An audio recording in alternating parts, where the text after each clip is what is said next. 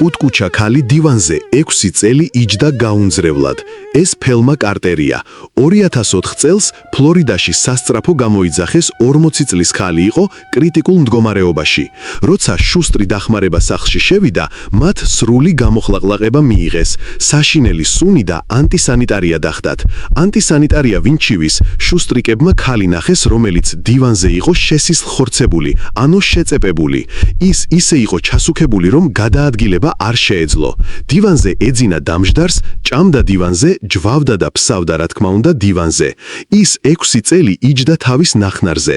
მე შენ გეტყვი, ცოტას შვებოდა თუ ლპობის სუნი იდგა მთლიან ოთახში, მკერდის ქვეშ სულ. მოკლედ აღარ გავაგრძელებ. 8 საათი ცდილობდნენ შუსტრიკები ქალის სხეულის დივნისგან განშორებას. განშორება იმდენად მძიმე იყო ქალისთვის, რომ შუსტრიკების მანქანაშივე გაცხონებულდა, ვიდრე საავადმყოფოში მიიყვანეს. დაუწერე ერთი გული ფუმფულას. მპუ, კათ.